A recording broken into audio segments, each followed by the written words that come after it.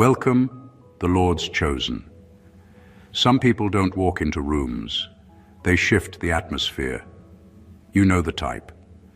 The ones who make clocks hesitate, who walk in and suddenly conversations reroute like the Wi-Fi just reconnected. Nobody can quite explain what they did or how they did it, only that the temperature changed when they showed up. Scientists say energy can neither be created nor destroyed, but they clearly never met someone who could change an entire frequency just by existing. Everyone's whispering, speculating, and refreshing the gossip timeline, trying to decode it. What the hell just happened? Because whatever this is, it's not luck, it's not coincidence, and it's definitely not normal. It's as if the universe updated its settings, and you became the new patch note nobody saw coming. You didn't trend, you triggered. You didn't make noise. You bent reality so quietly that people are only just realizing gravity shifted. And now they're scrambling for explanations, theories, and maybe even a priest. So buckle up, because this isn't about fame, luck, or some motivational fluff. This is about the unexplainable phenomenon of being a chosen one in a world that only believes in what it can measure. And spoiler alert, they can't measure you. Number one, you didn't shock them. You shattered their understanding. They thought they had you figured out. They studied your patterns, analyzed your silence, and built entire theories about your next move. They were confident until you did something that didn't fit their predictions. That's when everything they believed about you began to fall apart. You didn't just surprise them, you shattered their understanding. Because your revolution didn't follow a script. You didn't grow in public view or announce your transformation. You just emerged one day, doing what they swore was impossible, and the world's logic started glitching. People like to act as though they understand strength, faith, or purpose, until they meet someone who embodies it naturally. You didn't need a speech, a stage, or validation. You simply acted, and the act itself became a statement. The very thing they said couldn't be done became your new standard. It's unsettling to them because your success wasn't built on their approval. You didn't break their rules, you just stopped acknowledging them. That's why they can't explain you. They can only react to you.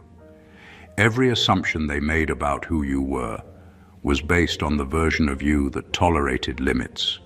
They studied your old chapters, not realizing the author had already moved on. So now, they're rereading what no longer applies, trying to find sense in a story that's rewritten itself in real time.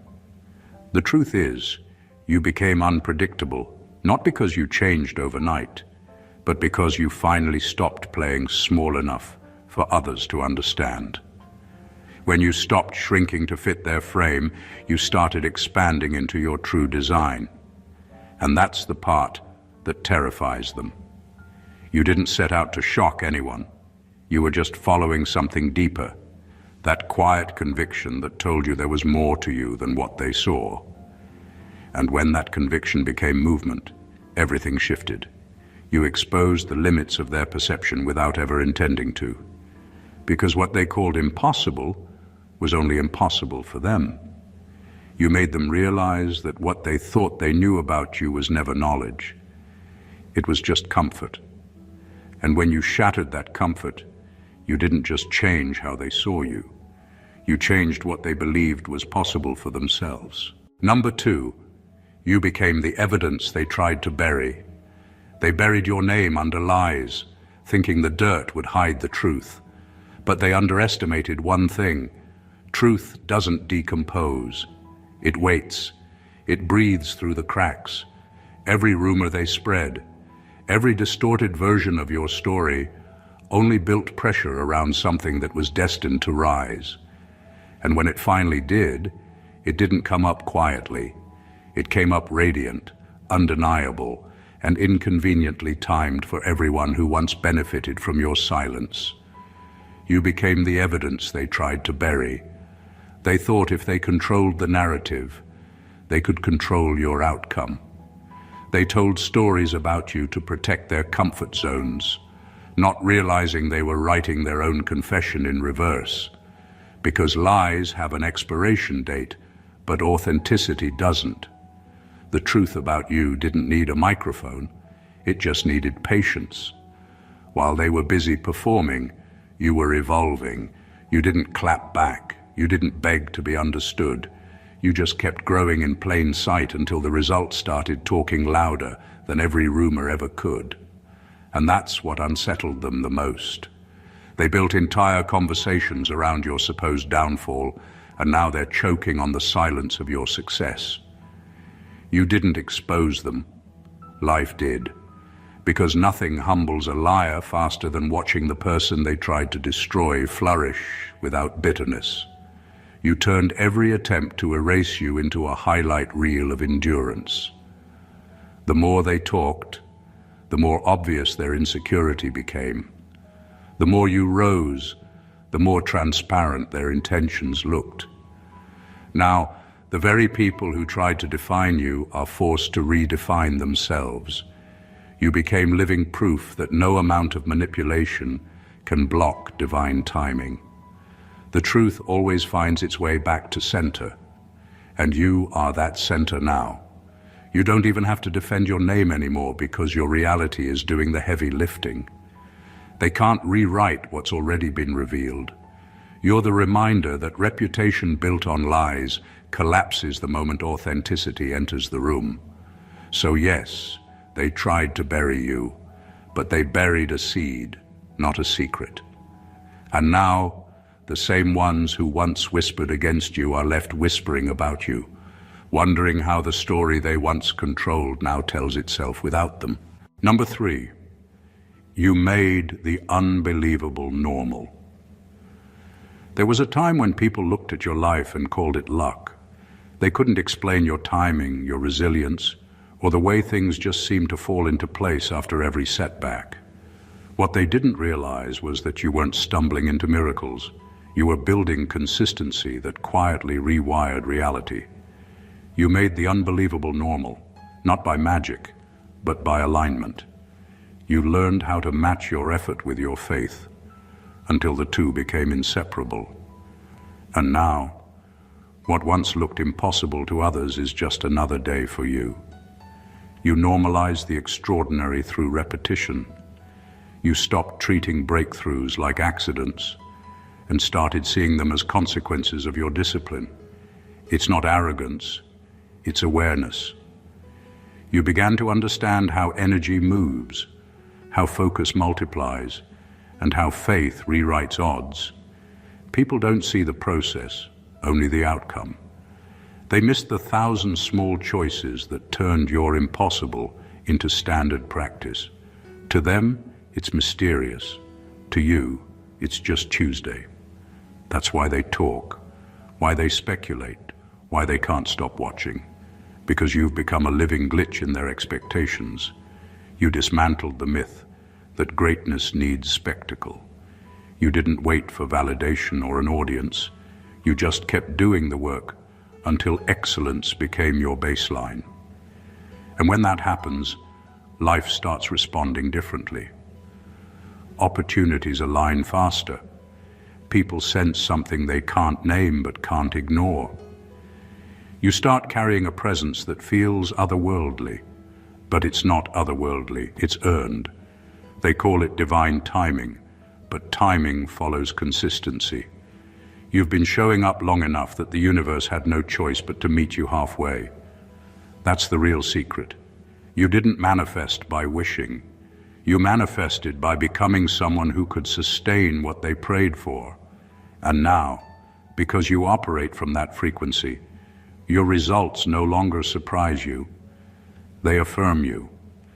You've reached a point where the miraculous has become routine, and that's what confuses them most. They're waiting for you to slow down, to explain it, to make it make sense, but it won't. Because what they call magic is just mastery in motion. You made the unbelievable believable, not through luck, but through proof that faith backed by action is the most consistent formula there is. Number 4, you operate from a frequency.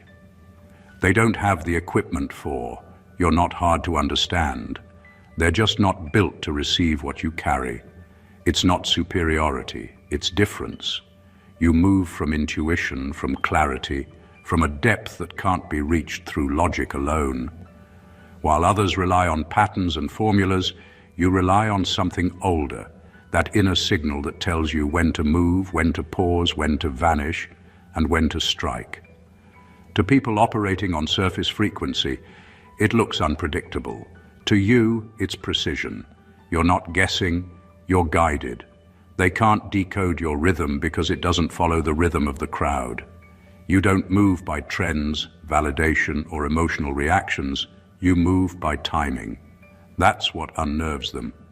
They can't anticipate your next step because your direction isn't influenced by their noise. You operate on bandwidths that most people spend their entire lives avoiding. You sense energy before words, intention before action, and truth before confirmation. To some, that feels supernatural. To you, it's simply awareness sharpened through experience and spiritual alignment. It's the reason why your peace feels intimidating. When people can't match your wavelength, they assume arrogance. But it's not that you think you're better, it's that you've outgrown chaos disguised as connection. You stopped forcing understanding with people who only speak survival while you've moved into purpose. That's not detachment, that's evolution. And still, they watch you, confused, curious, and sometimes resentful, because they see the outcomes, but not the calibration behind them. They don't realize that every level of awareness costs isolation. Every new frequency demands silence. You paid for your discernment with loneliness, your strength with misunderstanding. That's why your energy is expensive. It's not for sale and not easily replicated. What they call mystery is just clarity functioning at a level they haven't tuned into yet. You've learned that not everyone can receive your transmission, no matter how loudly you speak or how pure your intent. So you stopped lowering your signal just to be understood. Because some people aren't meant to get you. They're meant to witness you. And whether they admit it or not, every time they encounter your frequency, something inside them shifts, even if they'll never have the equipment to name it. Number 5, you broke every rule they swore would break you. They had your story written before you even had a chance to live it. They predicted your limits, your mistakes, and your so-called ceiling. According to their logic, you were supposed to struggle quietly, play by the rules, and never outgrow the boundaries they built around you. But you didn't. You broke every rule they swore would break you. And you did it not by fighting their system, but by realizing their system was never designed for someone like you. You didn't rebel, you evolved. You stopped chasing permission and started trusting your own formula. While they waited for validation, you created results. You learned early that most rules are just fears that got promoted to tradition. Unwritten expectations meant to keep people predictable. But you were never meant to be predictable. You were meant to be a disruption. Every limit they placed on you became raw material for your innovation. You didn't just outthink the system, you outgrew it until it had no power to define you anymore. You became the proof that alignment beats approval. Every time you chose authenticity over acceptance, something shifted in your favor. You didn't have to break down their walls, you just stopped living inside them. The more you trusted your rhythm, the more everything started syncing. People couldn't understand how you kept advancing when you didn't play by the rules, but that's the thing. The rules were built for maintenance, not mastery.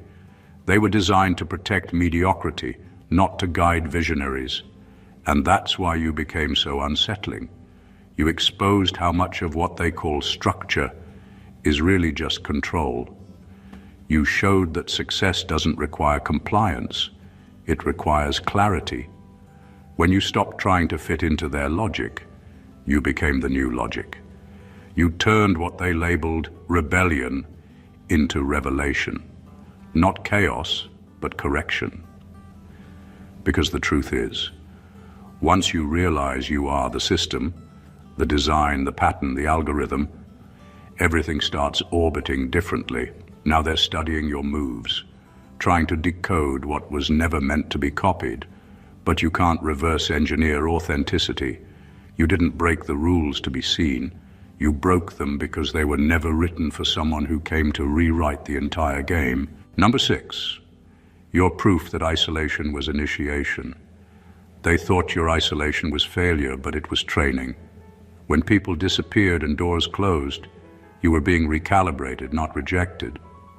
The universe pulled you out of the crowd because too many voices were distorting your frequency. You weren't meant to keep absorbing noise disguised as guidance.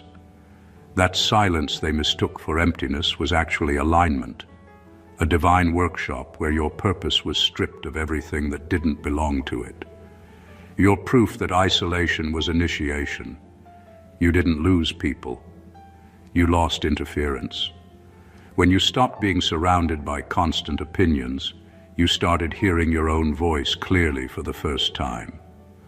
And that voice didn't beg for validation. It spoke with authority. The quiet seasons were never about loneliness. They were about reprogramming.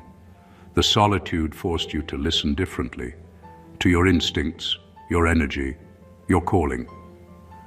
While everyone else was chasing noise, you were learning the sound of truth. It's in those quiet stretches that your real strength was forged. No audience, no applause, no reassurance, just you and the raw blueprint of who you were becoming. That's why you move differently now. You learned to rely on signals that can't be faked. You can sense energy shifts before people even speak. You can feel when something aligns before it manifests. That kind of awareness doesn't come from comfort. It comes from isolation that refined rather than destroyed you. People see your calm now and think it's arrogance. It's not. It's clarity, the kind that only comes from wrestling with silence and coming out whole. You're grounded because you've already faced the parts of yourself others keep running from. You don't fear being alone anymore because you discovered that solitude is where the divine updates your instructions. The ones who mocked your solitude didn't realize it was sacred. You weren't hiding, you were being hidden, preserved until you were ready to be revealed. Every season of separation was preparation, and now the results speak for themselves. You came out of that silence sharper, quieter, and more dangerous to anything false. The loneliness wasn't punishment. It was proof that destiny needed your undivided attention before it could trust you with visibility. Number 7, you didn't evolve. You remembered who you were. You didn't evolve. You remembered. The person you became was never new. It was the version that existed before life, opinions, and fear convinced you to forget yourself. Somewhere along the line, you were taught to doubt what was natural, to dim what was divine, to shrink into something acceptable. But that power inside you never left. It just waited for you to stop pretending. What people call your transformation wasn't about improvement. It was about recovery. You didn't gain anything. You returned to everything you already were. That's why it unnerves them. They mistake self-awareness for arrogance because they still believe strength is something external. A title, a look, a number, a following. But you learned that strength is remembrance.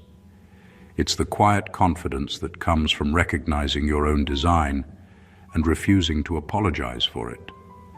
The moment you stopped chasing what you already carried, the world started rearranging itself around that truth. You didn't level up. You simply remembered how to stand in the level that was already yours. And that remembrance is dangerous to people who built their identity around pretending. When you embody authenticity, you unintentionally expose what's artificial. That's why some people withdrew when you started waking up. Your alignment highlighted their denial. You weren't trying to outshine anyone. You just stopped dimming yourself, and that was enough to shift everything around you. There's something unsettling about someone who no longer needs permission to exist fully. You walk differently when you're not trying to become, but simply being. You make peace look powerful and purpose look effortless. That's not ego. That's equilibrium. You've remembered the part of you that doesn't beg, doesn't chase, and doesn't compete because it already knows. They call it confidence, but it's actually clarity. You no longer question whether you deserve good things. You understand you were designed for them.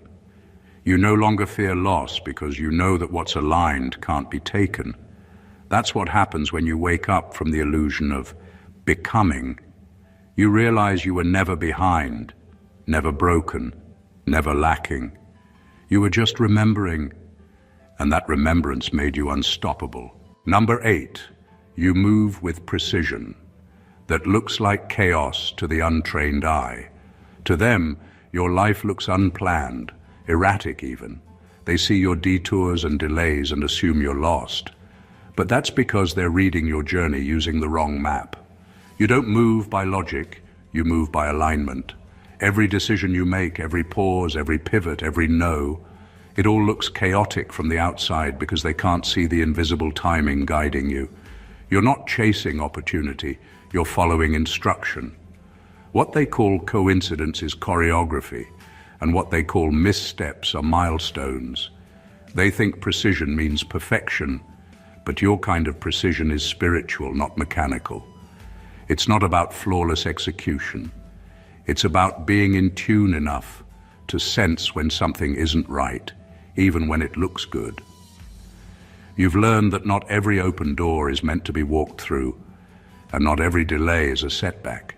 You've mastered the art of movement without noise, doing the work quietly until the results speak too loudly to be denied. That kind of discipline looks like disorder to people who need validation to stay motivated. You've stopped explaining your pauses to people who only understand momentum. You've stopped defending your stillness to those addicted to visibility, because your precision isn't performative. It's prophetic. You're not reacting to life. You're responding to divine timing. You move when you're told, not when you're pressured. And that's what confuses them. Your ability to be patient when they'd panic. You're calm when the world expects chaos. You've learned how to navigate storms without losing your center because you know that real alignment doesn't require approval. It requires awareness. Every wrong turn they laughed at led you closer to your right direction. Every so-called failure was a correction. While they were busy judging your pace, you were syncing with purpose. You've stopped needing to prove your process because you've realized the process is the proof. The same people who once called you inconsistent are now trying to decode how you keep landing exactly where you're supposed to be. You move with precision that doesn't announce itself. Because when you're guided by prophecy, even your detours are divine. And that's what they'll never understand. You're not trying to look like you know what you're doing. You actually do. Number 9, you're functioning on divine timing, not human deadlines. You stopped living by the world's clock the moment you realized it was never set to your purpose. Everyone else is racing, comparing, and panicking because they think being early means being ahead. But you learned that divine timing doesn't rush, it aligns. You're not late, you're deliberate. You're not stuck, you're being synchronized.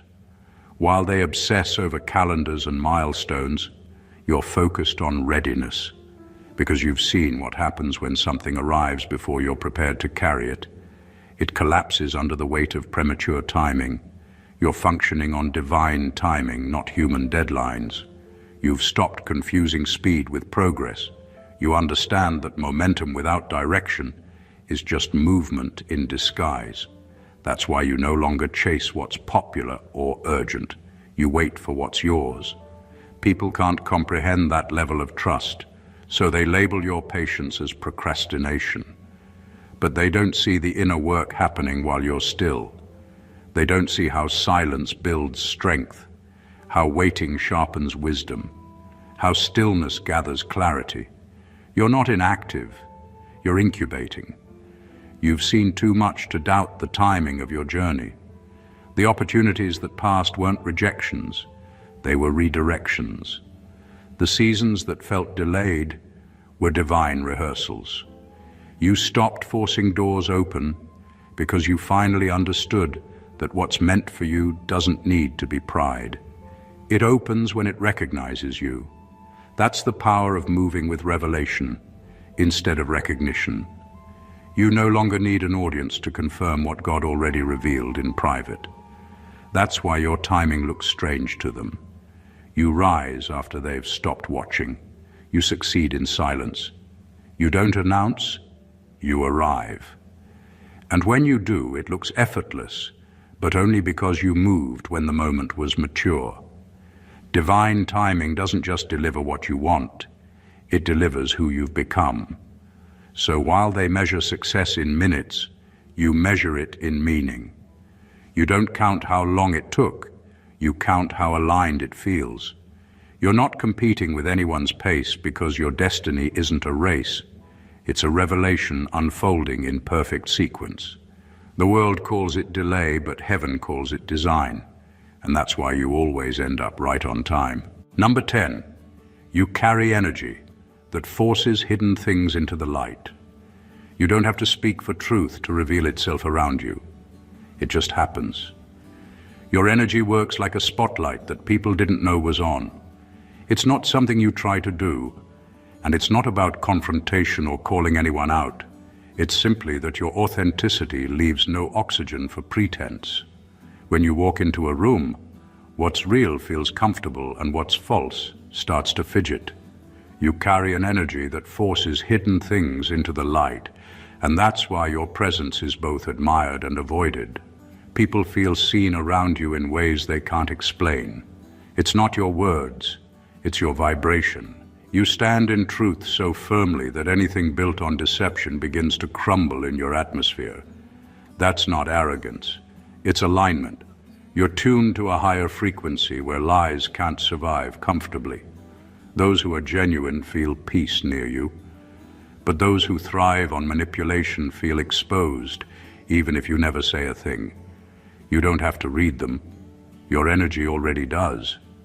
This gift isn't always glamorous, though. It comes with the price of misunderstanding. Some people mistake your calm for judgment, not realizing that it's their own guilt reacting to your stillness. You've learned that you can't dim your energy just to make others comfortable. When you try to, life always reminds you that your light isn't negotiable. It was never meant to blend in, it was meant to clarify. That's why your relationships shifted. Some people didn't leave because you did something wrong. They left because your truth made their disguise too heavy to wear. Your aura doesn't expose through accusation. It exposes through reflection. You simply being you becomes a mirror that shows others who they really are. Some use that reflection to grow, others run from it. Either way, exposure happens. And deep down, you've stopped apologizing for it. Because you now understand that your energy isn't here to judge, it's here to purify. You're not the threat, you're the test. And anyone who can't stand in the light you carry wasn't meant to walk in your orbit anyway. That's the beauty and the burden of being authentic. Your presence doesn't just enter rooms, it rearranges them. Number 11, you've become the mirror that terrifies the pretenders. You've become the mirror people never meant to look into. You don't expose them with words. Your presence does it for you. When you walk into someone's life, you don't force transformation. You trigger it, not by demanding truth, but by being it. You don't change people, you reveal them. And that's what terrifies the pretenders. Because the same light that inspires the genuine also unsettles the ones hiding behind their masks. You've become their reflection, the part of themselves they've worked so hard to avoid. You represent authenticity in a world addicted to appearances. That's why admiration from some people quickly turns into envy. At first, they praise your confidence, your calm, your clarity. Then something shifts, because what they admired wasn't just your strength, it was the part of them that wishes it could be that honest. You reflect what they suppress. You remind them of the courage they abandoned when they chose image over integrity, and that reminder burns. Your energy doesn't tolerate pretending. Around you, masks start slipping, not because you expose them, but because pretense can't breathe in authenticity. People who live on performance start feeling their own emptiness when your truth stands next to them. It's not confrontation, it's chemistry. The frequencies don't match. That's why they pull away, why they gossip, why they try to shrink you down to something less threatening. They think it's about you, but it's not. It's about what they see when you're near, the version of themselves they no longer recognize. Being the mirror isn't easy. You've had to accept that not everyone wants to see their reflection. Some would rather break the mirror than face what it shows. But you've also learned that's not your burden to carry. You can't soften your truth to make others feel safe in their illusions. The same mirror that exposes deceit also empowers those ready to wake up. You've become that mirror, not to shame, but to sharpen, to call people back to themselves without saying a word. And though it's lonely at times, you understand the assignment. Your light isn't here to entertain, it's here to reveal. You don't destroy the pretenders. They simply can't survive their own reflection. Number 12, you're operating in real time, while they're reacting to old data.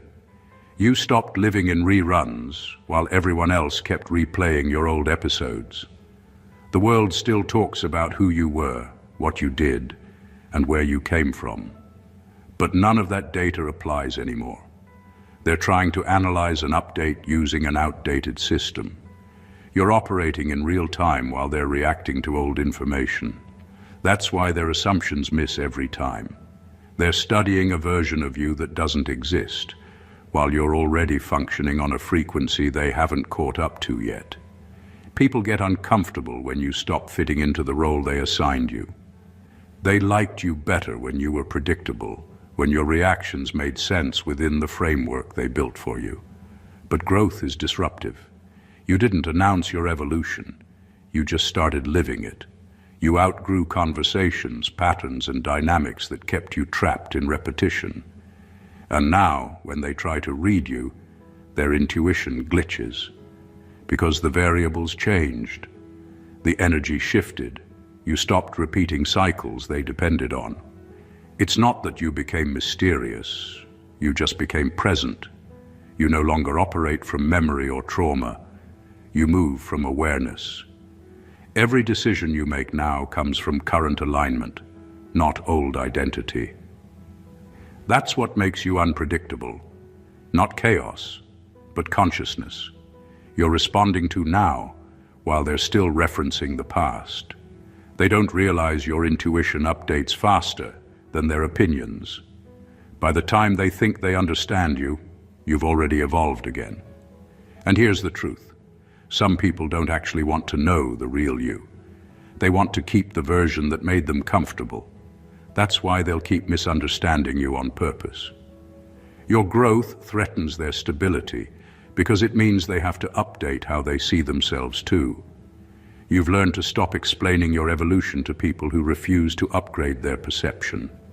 You're not who you were last year, last month, or even last week. You've learned to move in sync with revelation, not reputation. You're operating in real time, fluid, intuitive, alive, while they're still chasing an echo. Their map expired the moment you decided to stop living on repeat. You don't owe anyone consistency with your past when you were born to move with your future. Number 13, you didn't seek attention, energy. Just gravitate toward truth. You never chased the spotlight. It just started following you once you stop dimming your light. People love to assume you're seeking attention because they can't comprehend what happens when energy meets authenticity. They don't understand that when you're aligned, the universe amplifies you without your permission. You didn't beg to be noticed. You became impossible to ignore. Because when someone moves with truth, even their stillness speaks volumes. You didn't craft a persona. You became presence. That's the difference. Attention seekers perform to be validated. But you simply are. You're grounded in purpose, and that kind of energy naturally demands recognition. It's not arrogance, it's resonance. When you operate from your core, everything fake gets quiet. People don't look at you because you're loud. They look at you because you're real. And in a world addicted to filters, realness feels like rebellion. What unsettles others is that you don't try to impress. You just move with intention. You can walk into a space saying nothing and still shift the atmosphere. Your energy introduces you before your words do. You attract attention not through noise, but through clarity. That's why your presence lingers. It's not about what you do, it's about what you carry. And that's the part most people won't admit. It's not you they're reacting to, it's the truth you represent. You remind them of something they've lost: alignment, peace, authenticity. You make them feel it again, and that sensation is both magnetic and uncomfortable. That's why some people are drawn to you while others avoid you. Your energy doesn't entertain, it exposes. But you've learned to let that be. You don't need to prove purity, it proves itself. You've accepted that attention isn't always applause. Sometimes it's awareness being forced awake. And that's fine, because you never wanted validation anyway. You wanted connection, purpose, flow. So you keep moving with quiet conviction, letting your truth speak in places your voice never will. Because when you're aligned, even your absence has presence. Visibility isn't your goal. It's just what happens when light stops hiding. Number 14, you've become the proof that prophecy has a pulse. You've become the living proof that prophecy breathes, that destiny doesn't just whisper, it walks. You're not a trend. You're a continuation of something written long before you were aware of it. Everything that tried to delay you was actually preparing you. Every detour, every heartbreak, every strange coincidence, it all formed a pattern only visible in hindsight. Now, you're the embodiment of a plan too deliberate to be luck. You're the evidence that prophecy doesn't die when it's doubted. It matures. People keep asking, how did you do it? As if it was strategy. But it wasn't strategy. It was surrender. You stopped trying to manufacture timing and started trusting divine sequence.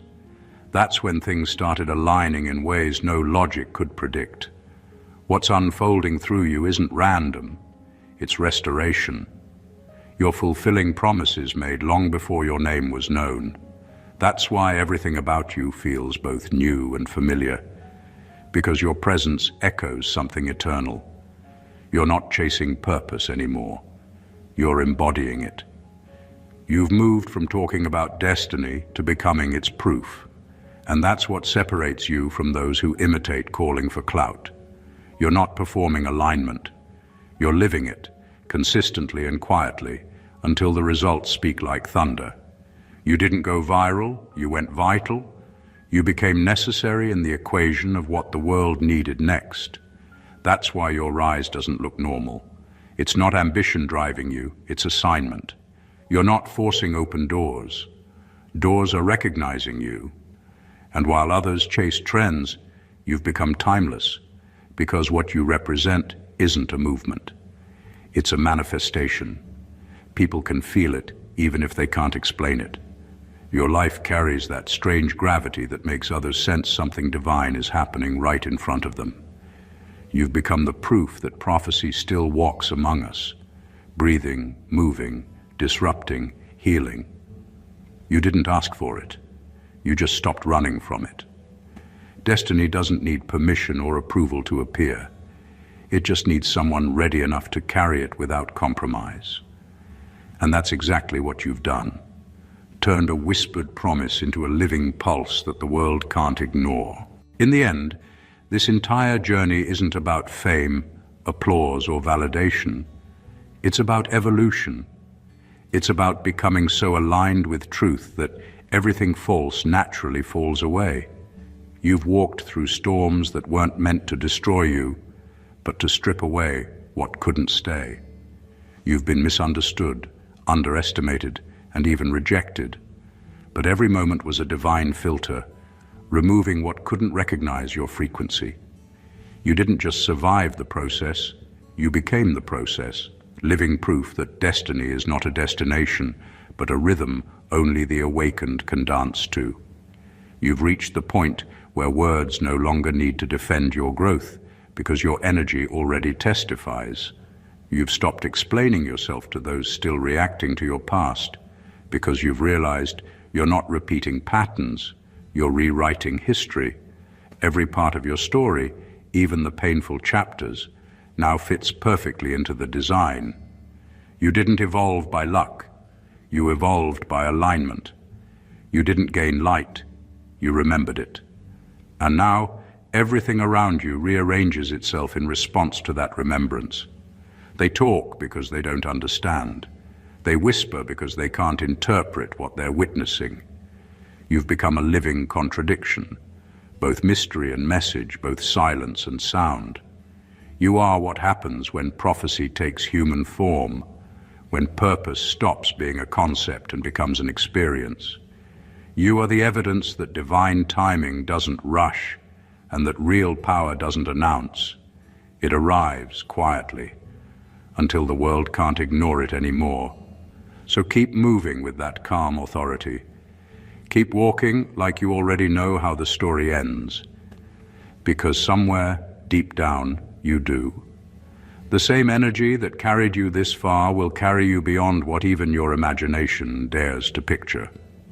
Don't shrink to fit rooms you've outgrown or conversations you've transcended. You're not meant to fit in, you're meant to fulfill. And the world can feel that pulse now. The prophecy, alive in motion, wearing your face. If this message spoke to your spirit, don't keep it to yourself. Share it. Let others awaken to what you already embody. Hit that subscribe button, like, comment, and share this message with someone who needs to be reminded of who they are. Because this isn't just content, it's a calling. And if you're still reading, it's because something inside you recognizes the truth. Your story isn't over. It's just beginning. Stay blessed always.